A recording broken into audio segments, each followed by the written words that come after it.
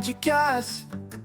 Um bate-papo descontraído com muita informação de qualidade. Esse é nosso podcast, Pode Contar Mais Café. Bom dia, estamos aqui em mais um episódio do Pode Contar Mais Café da Triotécnica, nosso podcast, quinzenal, para mais um episódio. Hoje vamos falar um pouquinho sobre agro do ponto de vista financeiro, do ponto de vista tributário, algumas oportunidades, algumas nuances sobre a reforma tributária que impactará o agro. E para fazer esse bate-papo hoje, estou aqui com o Wellington, que faz parte da nossa equipe da Triotécnica. Cada um vai se apresentar já. O Josmar, que é nosso especialista também. Então, você que está nos assistindo agora, seja muito bem-vindo. Então, Wellington, gostaria que você se apresentasse para a galera, falar qual que é a sua especialidade aqui na Triotécnica, toda a sua bagagem, já que você é a participação especial desse podcast hoje, que é a sua estreia no nosso podcast. Obrigado. Então, fica à vontade. Obrigado, Marcos. Bom dia a todos. Bom dia, boa tarde, boa noite, como diz o Zumar, Não sei que horas vocês vão assistir esse podcast, mas eu me chamo Wellington Oliveira, eu sou contador. Estou aqui na Triotécnica, vai fazer 2 anos, a gente está cuidando da parte hoje de recuperação tributária, aqui junto com o Marcos e com o Josimar dando apoio, nesses detalhes operacionais que impactam significativamente na vida do empresário. Bom dia, boa tarde ou boa noite, não importa a hora que você vai ouvir esse podcast ou assistir, seja muito bem-vindo à Triotécnica. Meu nome é Josimar, eu sou especialista em holding, tributos e assessoria empresarial. E vamos aqui então falar sobre o agronegócio de forma geral, mais abrangente. O assunto aqui não está focado em alguma coisa, mas nas dificuldades do dia a dia, as dúvidas que chegam até o Wellington, que chegam até a gente, as dificuldades de pegar documento, as interpretações que as pessoas têm, desmistificar algumas coisas e esclarecer outras. Então, bora lá. Vou perguntar pro Wellington, vou inverter tudo aqui, ele é o convidado. Te jogar na fogueira. Vou jogar ele na fogueira, já que é essa parte legal. Achou que ia ser moleza? Qual é a dúvida principal que você recebe lá do nosso lead, da pessoa que entra em contato a primeira vez? Ele sabe o que ele quer ou ele não tem nem noção? Josimar, de consenso geral, todo contato do agro que chega tem dúvida com relação a créditos de imposto. O que é que eles podem se creditar? O que é que pode aproveitar de crédito? O que tem isenção tributária? Porque, assim, é muito detalhezinho, da parte tributária, e é nesses detalhes tributários onde o produtor rural melhora a margem de lucro dele e consegue colocar o produto dele de forma competitiva no mercado.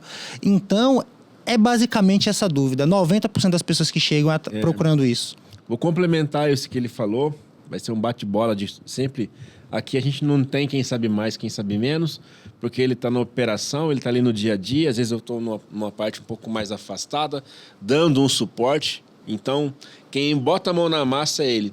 É ICMS. Às vezes a pessoa não tem dúvidas sobre PIS e COFINS não incide, mas depende, se for agroindústria incide, e aí tem as questões da agroindústria. É tantos detalhes que ele está citando, por exemplo, que a depender de quem está sendo o cliente ou fornecedor naquela operação, existe ou não o imposto, existe ou não o crédito.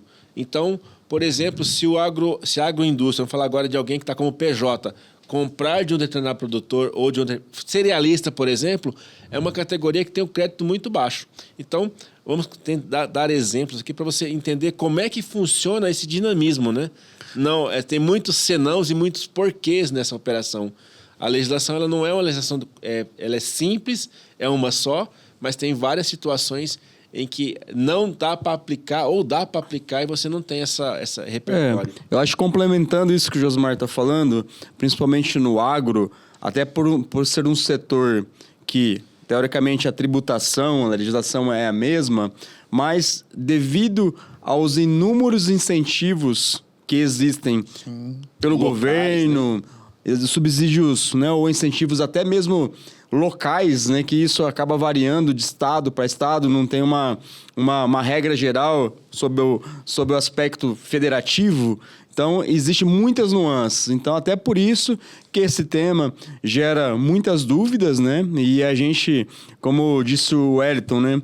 Quando chega o empresário até nós, ele traz, assim, várias dúvidas. Então, a gente vai tentar explorar algum pouco, fazer um panorama geral sobre o tema, porque é um tema muito abrangente. Excessivamente abrangente.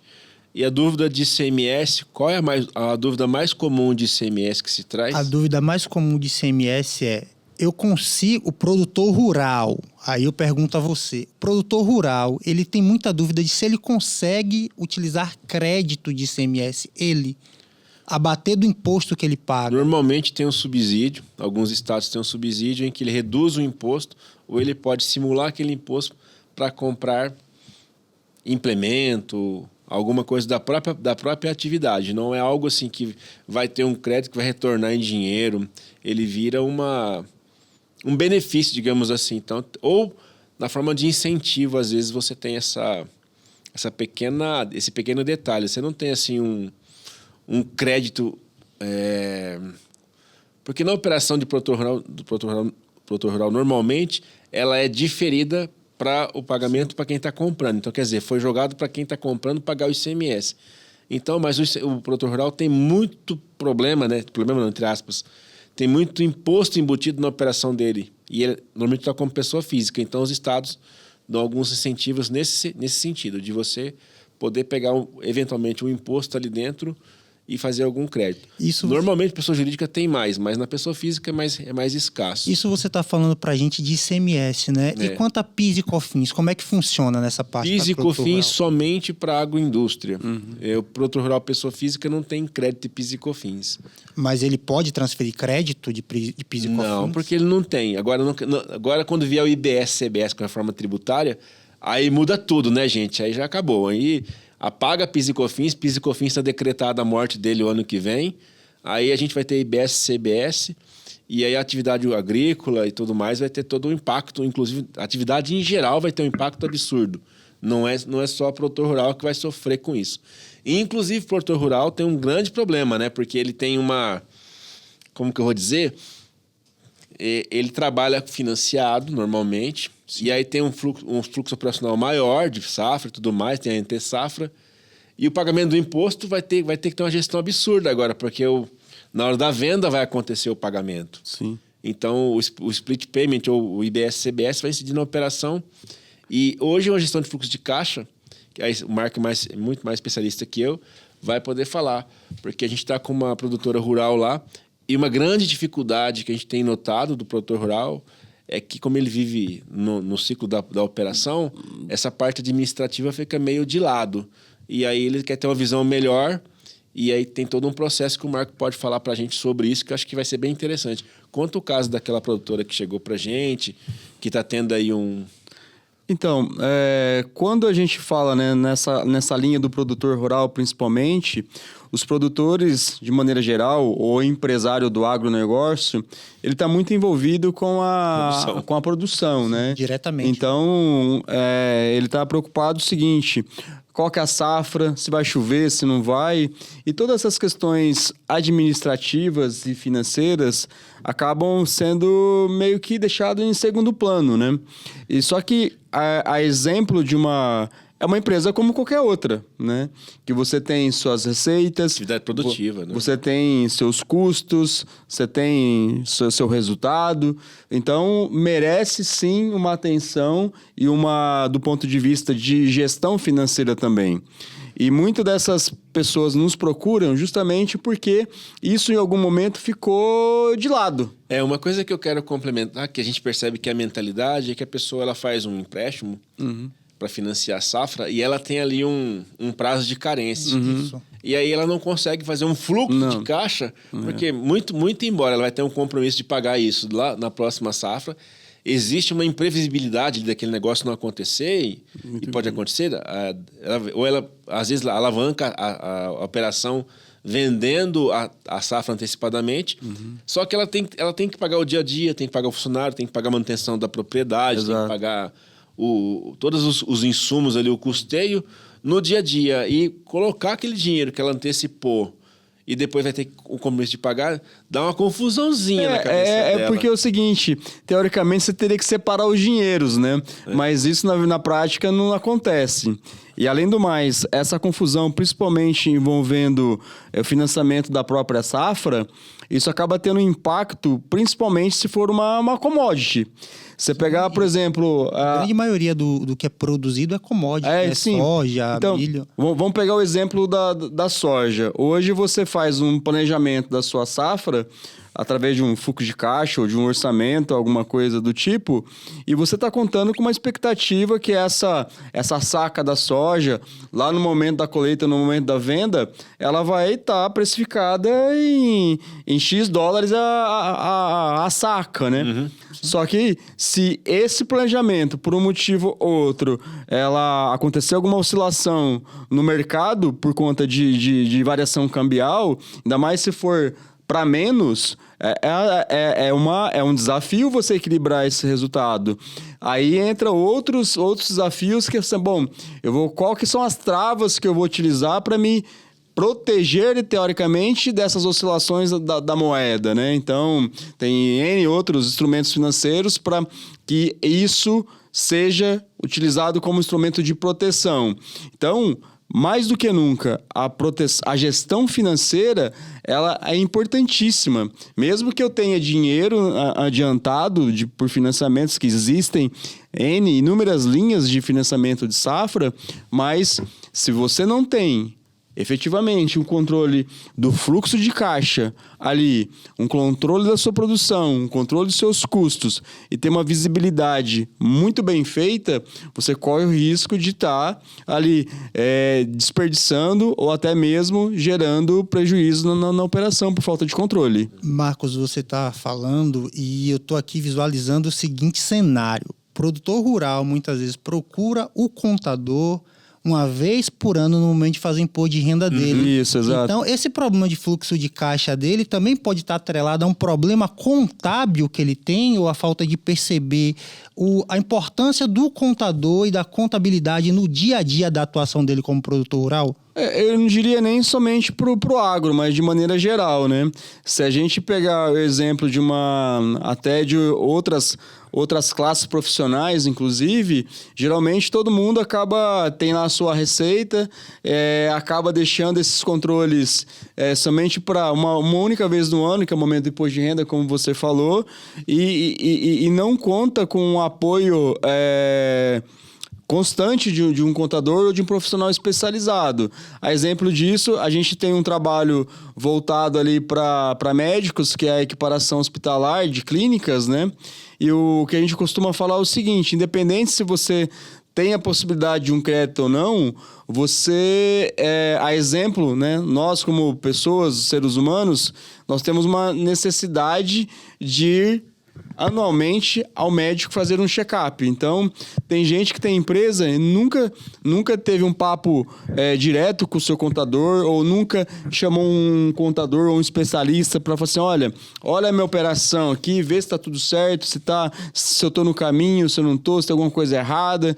Então, assim, a recomendação é que seja produtor rural ou seja qualquer outra pessoa que crie esse hábito realmente de contar com o apoio de um profissional especializado, um contador que seja, e tenha essas revisões periódicas sobre o seu negócio. Eu vou complementar essa resposta, porque é engraçado. Tinha um produtor rural, ele tem um aras e um carneiro.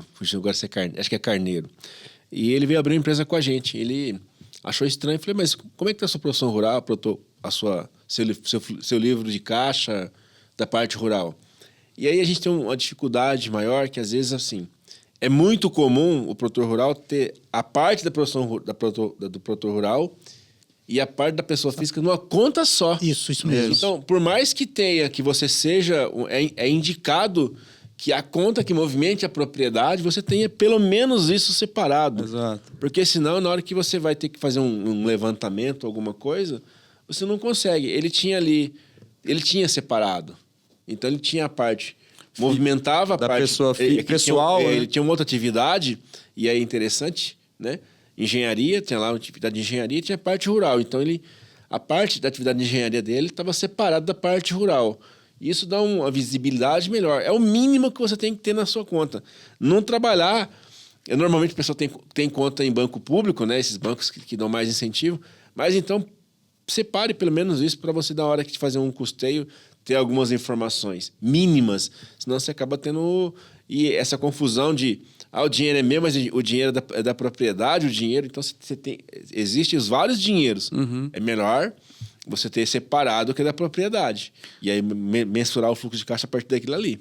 E voltando nesse ponto aqui dessa análise ali de acompanhamento ou de controle de fluxo de caixa, desse exemplo que o Josmar trouxe de uma pessoa, uma pecuarista, uma agropecuarista que nos procurou, as primeiras conversas com ela foram muito assim, olha, eu tenho muita linha de crédito, mas eu não sei de fato assim, em que momento, o que eu vou fazer com esse dinheiro, inclusive, entendeu? Se eu separo agora, se eu não separo, se eu aloco lá naquela safra, naquela produção e tal. E a partir do momento que a gente começou a trazer ela para dentro e, pelo menos assim, ir identificando quais eram esses valores, para que tipo de safra, né, ou tipo de produção que isso estava vinculado, a visibilidade do negócio começou a ser diferente, porque antes estava tudo misturado e você não conseguia mensurar aquilo que gerava resultado e aquilo que não. Eu estou mais próximo desse caso, então eu posso falar com tranquilidade. A pessoa, ela chegou já imaginando qual era o próximo dinheiro que ela ia pegar. Exato. Ó, absurdo, a pessoa está com o dinheiro na mão, tem ali todo um planejamento de 1 ano para poder cumprir os compromissos, tem um custeio e tem toda uma atividade para... eu vou pegar para o próximo... Qual é o próximo dinheiro? Quanto que eu vou pegar? Mas, cara, eu nem sei, eu não consigo nem saber qual é o valor que eu tenho, de repente. Então, se eu pegar o pior cenário hoje da venda da soja, que era o caso, eu vender essa soja no pior cenário, qual é o meu custo até lá? Se eu projetar isso aqui, eu consigo ter uma referência. E aí foi que ela falou, mas então eu não estou numa situação tão difícil. É que a gente fica com aquela mentalidade, né, de que porque você quer sempre pegar o dinheiro e qual é o próximo dinheiro que está vindo, mas o próximo dinheiro emprestado. E o próprio negócio não está gerando dinheiro? E outro ponto, talvez até pela o acesso, né, ou ali a oferta desses créditos para financiamento de safra e produção, criou-se assim, eu preciso... Um empréstimo dependência, na verdade. Empréstimo dependência, exatamente. Tipo assim, tá disponível, então, mesmo que eu não precise, eu vou lá para tomar esse crédito. Então, é muito importante essa necessidade. Você não pode avaliar um negócio somente com a injeção desse recurso do empréstimo na sua operação. Você tem que analisar o negócio partindo da geração de receita própria desse negócio com o custeio dele, senão você nunca vai saber se esse negócio é rentável ou não. Vocês estão falando, eu estou aqui ouvindo, né, e pensando a seguinte situação. A gente percebe na dinâmica do dia a dia, os produtores rurais, a maioria deles são pessoas físicas, né? E isso, lidar com essa parte de produção rural, lidar com isso que envolve terra, solo, recursos naturais, isso envolve um risco. Isso envolve o risco, e na pessoa física, esse risco ele é acentuado, o produtor rural, quais são os riscos que ele tem ali no sentido ambiental? Eu vou falar de risco ambiental aqui, propriamente dito, na atividade dele, e qual o impacto disso para ele como pessoa física? O impacto é total. Quando você tem uma propriedade, eu já citei isso, vai ser o case sempre, né? A pessoa ela tem lá 7 matrículas, e por um motivo alheio à situação, ela teve um problema em uma matrícula, numa propriedade próxima, e ela respondeu por 35 milhões e bloqueou todas as matrículas. Então, assim, quando você... Tá tudo debaixo de um guarda-chuva só, né? Então, se você tem uma propriedade rural que ela é produtiva e tem outra propriedade rural que ela é produtiva, em termos tributários, talvez seja até vantajoso, de repente, você olhar mais. Convém você olhar para o seu redor aqui e falar o que eu tenho aqui do lado que pode comprometer. Ele tinha problemas, eu não vou falar porque tem questões éticas aqui, mas se ele olhasse para o lado, ele ia ver que o vizinho dele não era alguém que tinha conduta ou que ofertava um risco maior para ele. Ele poderia ter pego aquela matrícula e isolado ela numa propriedade. Então, todos num CNPJ. Quando você faz isso, você tem aí uma divisão de problemas. Então, você segregou, você colocou um problema num outro lugar. Então, a pessoa ela tinha lá 7 matrículas e foi bloqueada as 7, em função de uma. A menor delas impactou. E era uma questão de jazida, de exploração de recurso mineral. E não tinha nada a ver com as outras de soja que ela produzia. Olha só, a gente tinha um problema, porque, pensa bem, ele tem exploração de recurso mineral num lugar, beleza, e aí em outros lugares ele tem no nome dele, no mesmo CPF, soja, gado, enfim, mas 80% era soja. Aí um problema com o Ministério de Minas e Energias ocasionou um bloqueio de uma produção rural toda, de 7 matrículas. Aí ele vem fazer um planejamento tributário, um planejamento patrimonial, não tem como fazer. Ou você tem um esforço maior para resolver um problema, porque é um caso lá de uma jazida e que afetou a produção de soja. Então, a gente tem que ter essa mensuração, essa percepção de qual risco eu vou colocar. Você quer, por exemplo, outro risco? Eu tenho muita propriedade na cidade, imóveis de locação, e, de repente, eu tenho uma fazenda produtiva. Não tem sentido nenhum você colocar tudo no mesmo CNPJ. Porque eu posso estar colocando em risco propriedades urbanas, expondo um risco ambiental, um risco trabalhista, um risco civil, tributário e tudo mais, por conta que a atividade agrícola é uma atividade produtiva e não faz sentido você... A blindagem, que eu não gosto desse nome, né? A proteção patrimonial, ela virou... Na verdade, é uma segregação de tipo de risco. Então, quando o produtor rural tem... tudo debaixo do CNPJ dele, do CPF dele, última forma aqui, vamos lembrar da caserna, então, última forma, ele acaba tendo esse problema. Um problema isolado, como eu acabei de exemplificar, afeta um monte de coisa que estava produtivo. Aí, qual a consequência? Qual a garantia que ele pode dar daquela matrícula para um novo financiamento? É a grande dificuldade. Então, tem que avaliar o risco. Realmente, olhar para o vizinho, ver quem é meu vizinho, que tipo de risco eu tenho aqui, para poder melhorar isso. E o resumo dessa sua fala é o seguinte, né? Ter sempre a clareza dessa questão patrimonial, inclusive, né? Ou de bens, você entender aquilo que é um bem produtivo e um bem operacional e um bem que, de fato, é um bem de patrimônio. Essas duas coisas, elas têm que estar muito bem separadas, não pode estar misturadas, senão acaba qualquer tipo de risco que você sofrer. Muito provavelmente você vai sofrer um risco, vai ter alguma coisa mais na parte operacional do que na parte patrimonial, que logo, se estão juntos, isso contamina o bem que faz parte do seu patrimônio. Então, tem que estar clara essa divisão. Eu vou abrir um parênteses aqui, inclusive, para alertar, porque na atividade rural a gente tem esse negócio. Eu sou uma atividade produtiva. Aí as pessoas dizem, coloca numa hold, né? Fica lá um nome bonito. Só que é uma atividade, vai ser uma agropecuária. Aí a pessoa coloca esse imóvel numa holding, numa atividade agropecuária, consegue a isenção. Consegui a isenção do ITBI. Então, não tenho que pagar mais ITBI, né? Porque é uma atividade produtiva, não tem nada a ver. Hoje está muito confuso isso, mas vamos imaginar que o objetivo principal seja... Vou economizar o ITBI. Ponto. Economizei. Só que quando ele for vender essa propriedade, ele vai pagar como se fosse pessoa física. E, normalmente, quando o produtor rural vende isso na pessoa física, tem uma vantagem em relação à pessoa jurídica. é outro viés que tem que se prestar atenção, porque dependendo da propriedade e do destino que você vai dar para ela, do volume de dinheiro, do que ela faz, não compensa você fazer essa economia singela agora e lá na frente você pagar muito mais. Então, e as pessoas vendem, às vezes, um produto empacotado ali para um negócio e não é para a pessoa. Não é para a pessoa. Se você prestar atenção, às vezes, muitas vezes a holding rural que o pessoal vende está totalmente equivocada. Distorcida.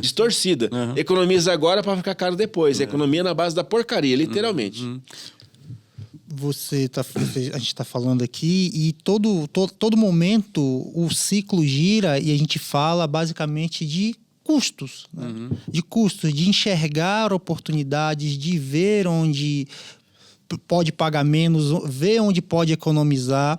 E para produtor rural, onde é especificamente que o produtor rural está deixando dinheiro na mesa, deixando dinheiro para o governo lá, impostos que não deveriam estar pagando e ele paga?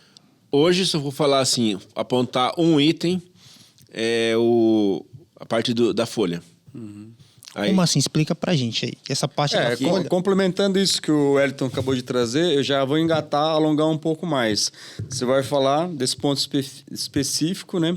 E eu tinha uma pergunta para fazer para você em relação às principais oportunidades aí pro setor agro. Aí você, na sua fala, já engata. Na pessoa física, normalmente, o produtor rural hoje tem uma tese que já foi sedimentada, já está muito bem claro, que o salário da educação pode ser recuperado, então, a depender do volume de...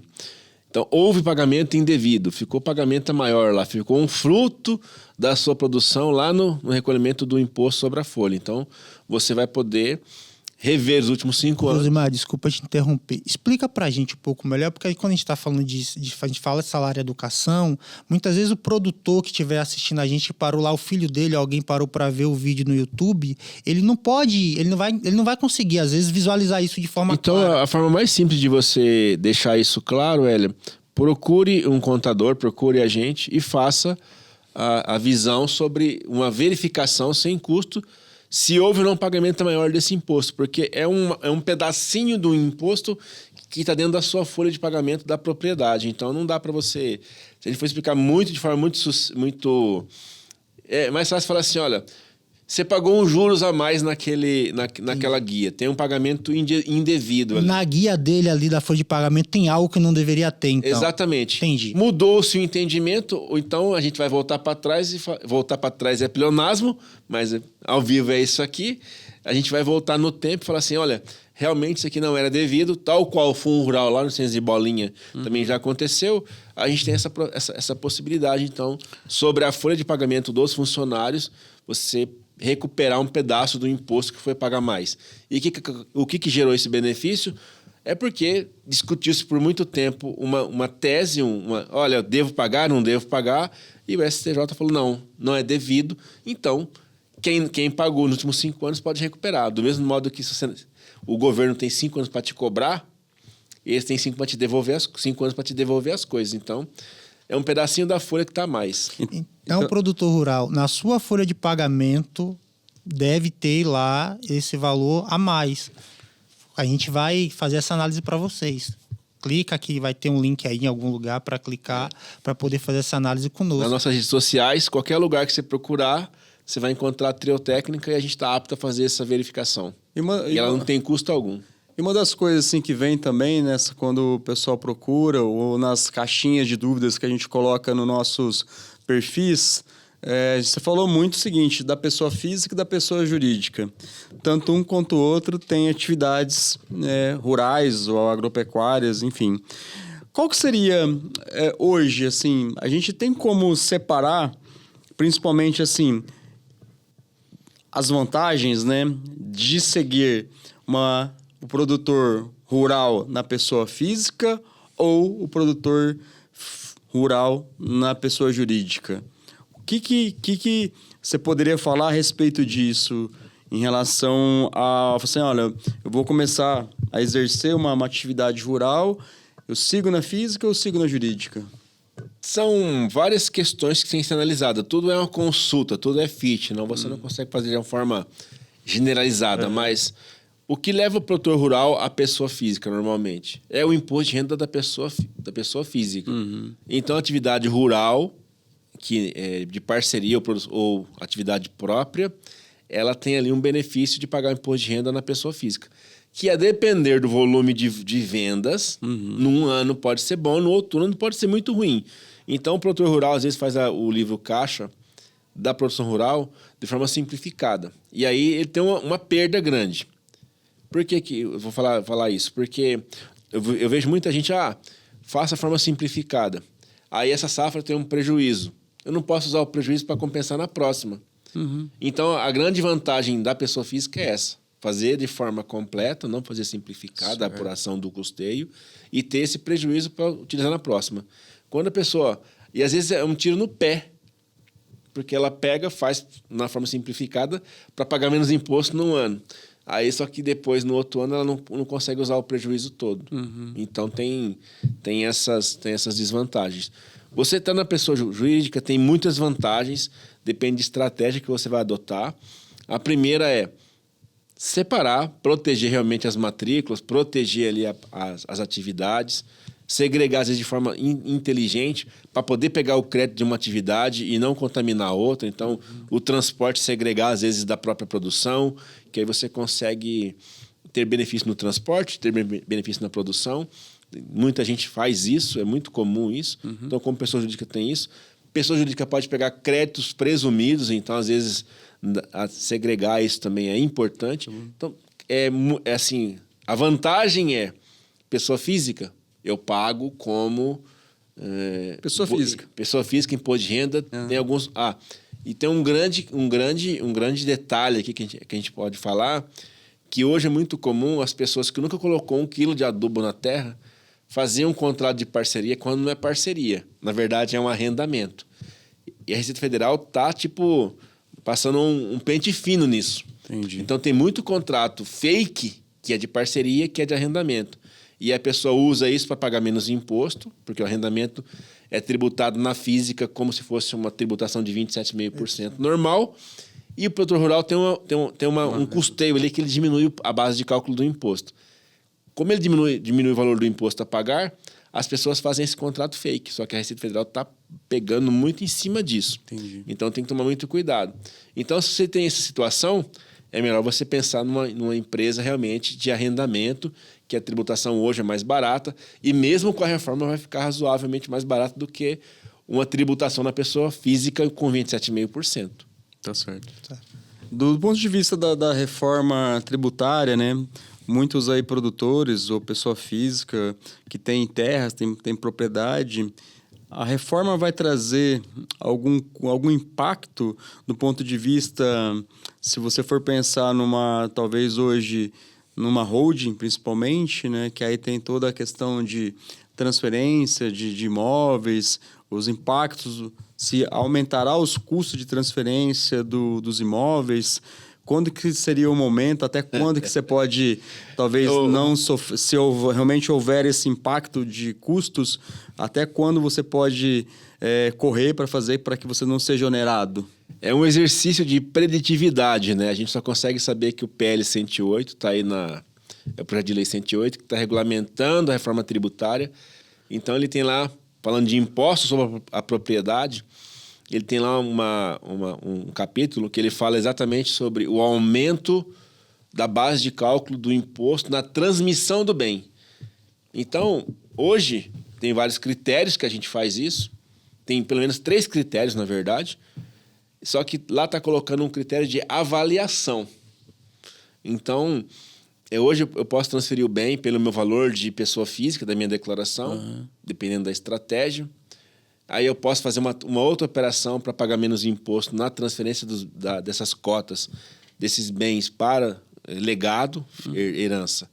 Só que hoje, pelo que a gente está entendendo, esse projeto de lei, ele vai falar o seguinte: qualquer empresa em que a constituição dela for essencialmente por bens do capital social, vai ser feita uma avaliação especial. Jesus, o que é isso?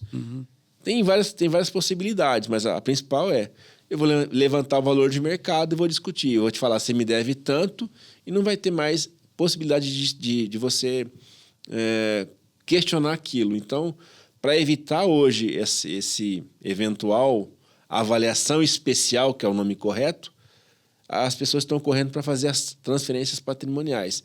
Quer seja para evitar o aumento do ITCMD, do ITBI, ou mesmo aumento por conta dessa situação.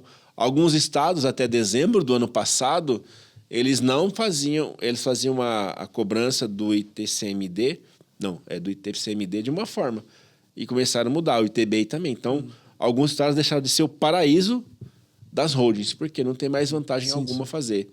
E está se aumentando mais. E, por exemplo, em São Paulo, existia uma alíquota em São Paulo única, 4%. Para tudo. Se a propriedade fosse 100 mil, ou fosse 10 milhões, ou 100 milhões, era 4%. Aí tem a resolução do Senado que diz que é obrigatório você ter uma alíquota mais flexível. Então, São Paulo dividiu em blocos. Por faixas? Por faixas. Então, até 300... Não lembro de cabeça agora, não vou citar número, mas ficou mais caro a partir de 10 milhões. Não, ficou a mesma coisa a partir de 10 milhões de reais. Então, 4%. Então, por exemplo, eu não vou chutar o número aqui, mas eu não lembro de cabeça agora. Mudou agora em abril, ou em junho. A gente tem, até, se eu não me engano, 300 mil, 4%. Mas aí o valor é bem menor. Então, ele tem uma variação 1%, 2%, 3% e 4%. Ele não mudou a alíquota máxima, mas diminuiu as alíquotas para ficar mais barato. Então, ficou vantajoso em São Paulo fazer algum planejamento agora. Que se eu tivesse feito planejamento do ano passado, esse ano, eu teria pago menos imposto. Mas a gente fez no ano passado. E o contrário pode acontecer também. No caso, a gente fez um planejamento recente, agora a gente acabou em fevereiro, que a gente pagou 4%. Que se a gente tivesse feito esse planejamento um pouco mais para frente, agora em junho, teríamos pago menos. Então, tem toda uma técnica aqui, mas faz parte. E o contrário vai acontecer. O PL 108 não prevê esse benefício. São Paulo, ele está indo na contramão, por enquanto ainda, do que está no Senado e tudo mais. É isso. Bom, eu acho que em relação ao agro, como a gente falou no início, é um assunto vasto, bem amplo mesmo. Então, a gente tentou trazer alguns pontos até do dia a dia, das coisas mais comuns que aparecem aqui no escritório, né? Então, isso é importante. A recomendação, inclusive, é que você que tenha, de fato, um negócio do agro, que realmente procure sempre estar ali conversando com o seu contador, procurando algum especialista, até mesmo por conta dessas vários benefícios que existem em cada atividade, né? Recentemente a gente teve um caso de um laticínio, certo? Então, que entrou numa questão que tinha um benefício relacionado ao leite cru, né? Leite cru. Ao leite cru. Então, por exemplo, são muitos assuntos, né? Ou são muitos benefícios específicos dependendo do tipo de produto que você tem aí na sua atividade. Para complementar, por exemplo, às vezes você tem um benefício. Aí, se você estiver no programa XPTO, o benefício é alongado. Se você estiver no... Exato. Então, tem assim, a extensão eu posso pegar 20, mas eu posso pegar 60. Uhum. Aí você tem que estar, às vezes, ter alguns programas de incentivo da parte agrícola para poder se beneficiar mais ainda, aumentar mais o benefício. Então, é sempre nesse sentido. Desculpa pela interrupção, mas é só para ficar mais normal. Claro como que a gente pode... às vezes, você vai até um limite. E, eu posso pegar crédito de frete? De repente, eu posso pegar crédito de frete se eu mudar o jeito que eu estou fazendo aquela operação. Exatamente. Exatamente. Eu tenho um entendimento da receita nesse sentido. Pera aí, mas se eu mudar a forma... É coisa legal que você pode fazer. Não tem nada. A Receita dá um entendimento e você adequa a sua operação para se beneficiar da melhor forma. Então, é sempre essa a nuance. Eu vou ajustar essa peça aqui para que eu consiga a melhor eficiência possível. E você consegue. E assim, na questão do agro também, olha só, a gente falou de vários assuntos. A gente falou de planejamento tributário, a gente falou de holding, a gente falou de questões financeiras, né, de controles financeiros. Então, como eu falei, o agro ele tem que ser entendido como uma empresa que tem todos os elementos que são necessários, você está fazendo um acompanhamento. No agro, não é porque ele é agro que ele não tem que ser tratado de outra maneira, mas tem que ser tratado com gestão, tem que ser tratado de perto, tem que estar olhando, monitorando os indicadores do agro em si. Então, trate o agro como um negócio, como uma empresa, e esteja próximo sempre dos seus números. Conheça os seus números. Aí pra você ver, a gente nunca termina, né? A gente foi a uma empresa um ano atrás, era de agro. Aí eu não tive acesso àquela empresa por uma situação ou outra. A gente acabou não formando a parceria, não deu nada. E nunca sai da cabeça. Nunca sai. Um dia eu estava lendo alguma coisa.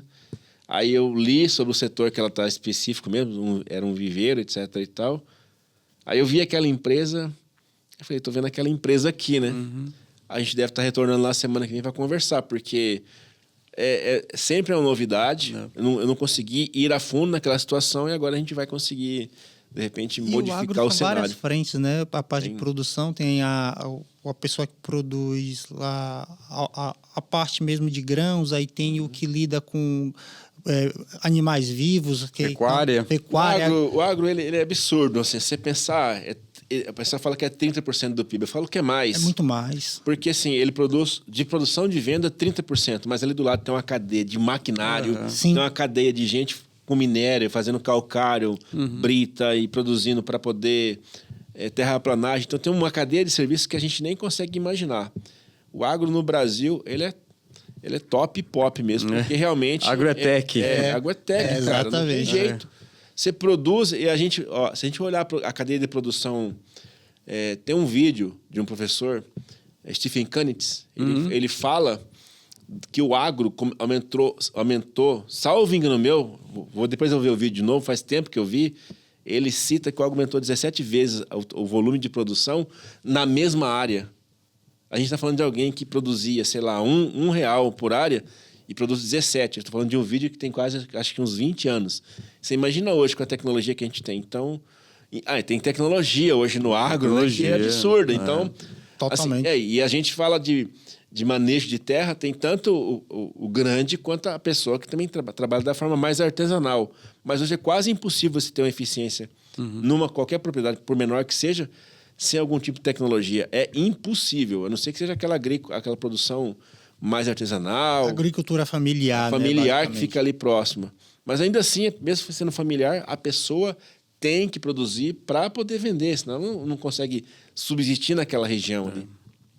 Bom, gente, então, hoje no nosso podcast trouxemos aí vários assuntos relacionados ao agro, vários temas. Então, é uma imensidão de assuntos. Para que você fique ligado ou fique atualizado, siga-nos nas redes sociais, que sempre ali a gente vai estar trazendo conteúdos relacionados ao agro e de outros setores especificamente, né? Gostaria de agradecer aqui a participação do Everton. Agradeço a vocês pelo convite. As explicações do Josimar, e que esse podcast aqui no YouTube, principalmente, a cada 15 dias você tem um episódio novo. E depois isso se transforma em conteúdos de outras plataformas aí de podcast, de áudio, que você pode acompanhar também. Então, muito obrigado. Até a próxima. Obrigado. Só um minuto antes de encerrar, eu vou pedir a você que está assistindo esse vídeo que clique no sininho, ative as notificações e se estiver vendo o vídeo pelo celular, na aba de comentários, passa para o lado e clica no botão de hypar. Você vai ajudar muita gente aqui no canal. Carca o dedo no botão. Falou, obrigado, gente. Tchau.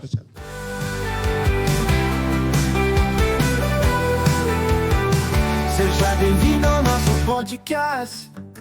Um bate-papo descontraído, com muita informação de qualidade.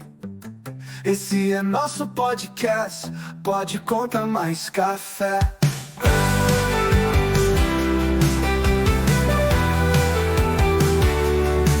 Pode Contar Mais Café.